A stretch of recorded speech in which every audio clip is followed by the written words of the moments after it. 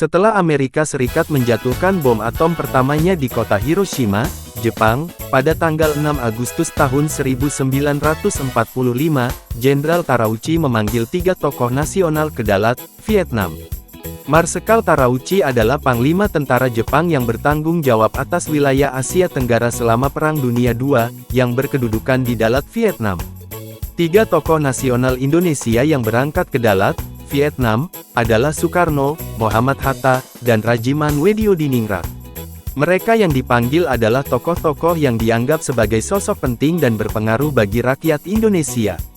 Latar belakang pemanggilan tokoh nasional ke Dalat adalah posisi Jepang dalam Perang Asia Timur Raya yang semakin kritis. Memasuki tahun 1945, kedudukan Jepang dalam Perang Asia Timur Raya telah terdesak oleh sekutu. Akan tetapi, Jepang masih menolak untuk menyerah, hingga akhirnya jatuh bom atom di kota Hiroshima pada tanggal 6 Agustus tahun 1945. Kemudian pada tanggal 7 Agustus tahun 1945, Jenderal Tarauchi membentuk PPKI Panitia Persiapan Kemerdekaan Indonesia untuk menggantikan BPUPKI, Badan Penyelidik Usaha-Usaha Persiapan Kemerdekaan Indonesia, yang telah dinyatakan menyelesaikan tugasnya.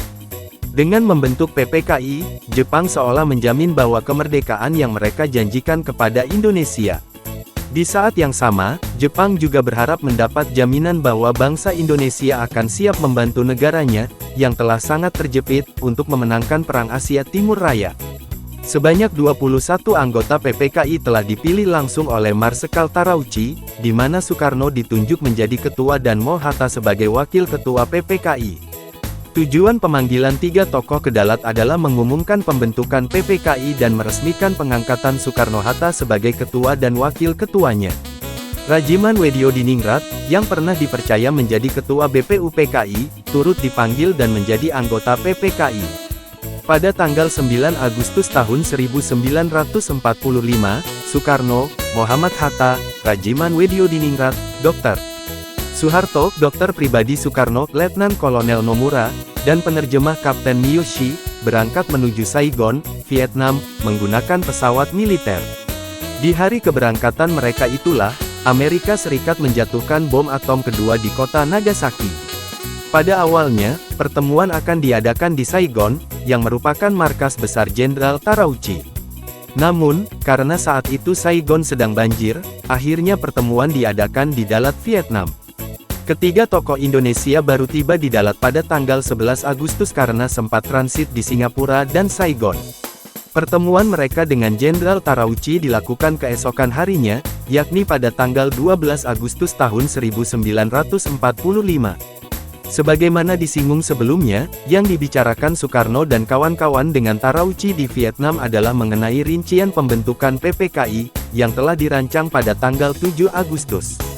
Kepada 3 tokoh nasionalis, Gunseikan Mayor Jenderal Yamamoto menegaskan bahwa pemilihan anggota PPKI juga dilakukan langsung oleh Jenderal Tarauchi. Pertemuan di Dalat juga membahas tentang kemerdekaan Indonesia. Karena posisi Jepang berada di ujung tanduk, Marsekal Tarauchi menjanjikan bahwa pihaknya memberikan kemerdekaan kepada Indonesia. Tarauchi menyatakan bahwa kemerdekaan Indonesia dapat diumumkan jika persiapan yang dilakukan oleh PPKI sudah selesai. Kendati demikian, pemerintah Jepang menyarankan agar kemerdekaan Indonesia dinyatakan pada tanggal 24 Agustus tahun 1945, karena perlu waktu untuk persiapan segala sesuatunya. Selain itu, Tarauchi menyampaikan bahwa Jepang akan memberikan seluruh wilayah bekas jajahan Belanda kepada Indonesia, tetapi kemerdekaannya diberikan secara bertahap sesuai dengan kondisi yang ada di setiap wilayah, bukan secara serentak.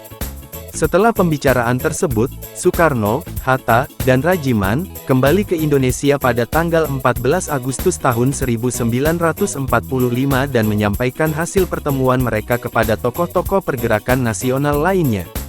Setibanya 3 tokoh di Indonesia, ternyata Jepang menyerah kepada sekutu. Hal ini sempat menimbulkan perbedaan pandangan antara golongan tua dengan golongan muda. Golongan tua seperti Soekarno memilih untuk tetap pada rencana awal, yaitu bersidang terlebih dulu dengan PPKI. Sedangkan golongan muda ingin kemerdekaan Indonesia segera dinyatakan tanpa campur tangan pihak lain, terutama Jepang. Pada akhirnya, kemerdekaan Indonesia diproklamasikan oleh Soekarno-Hatta pada tanggal 17 Agustus tahun 1945, tanpa campur tangan ataupun menunggu tanggal yang disarankan Jepang.